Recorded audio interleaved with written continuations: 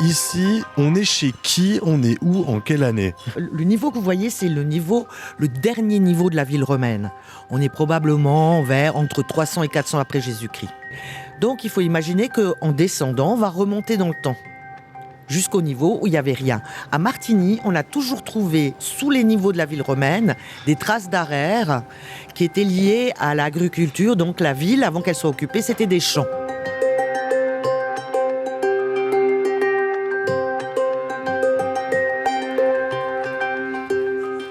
Ici, c'est assez intéressant à Martigny parce que vraiment tout se succède.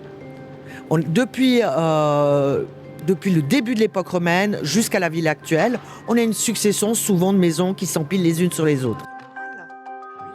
Je ne sais pas si vous avez vu là-bas, il y a vraiment des belles couleurs. Non, je n'ai pas vu. Parce qu'on a commencé à fouiller qu'est-ce qu'il y a là-bas.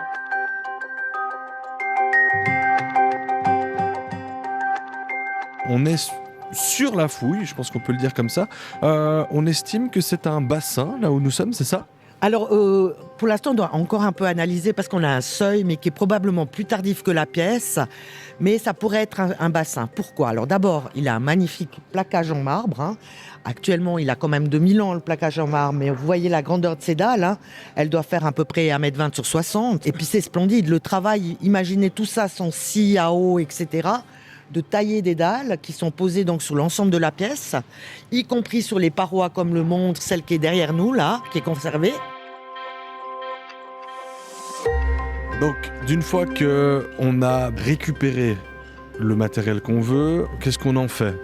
Eh bien, c'est la nouvelle vie qui commence, c'est la vie scientifique. Tout ça, tout ce mobilier, en général, il y a ce qu'on appelle le petit mobilier qui est en métal, il y a les ossements animaux, quelquefois il y a des ossements humains, surtout si on est dans une nécropole, il y a les monnaies, il y a les peintures murales, et toutes ces choses vont chaque fois chez des spécialistes qui font un rapport sur ce qu'ils ont, qui permet de dater, de dire ce que les gens mangeaient, de donner leur état sanitaire, s'ils ont eu des carences. On peut même dire avec des analyses s'ils sont nés sur la rive gauche ou droite du Rhône. Donc maintenant, on a vraiment changé de métier. On a un métier qui est devenu extrêmement scientifique pour des choses. En fait, chaque fois qu'on fouille, on enlève des couches et puis on descend jusqu'au terrain naturel.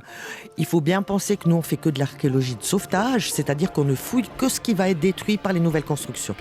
Même à un endroit, si on sait qu'on a un temple, on n'y va pas. Sauf si on monte à un projet de recherche avec des universités.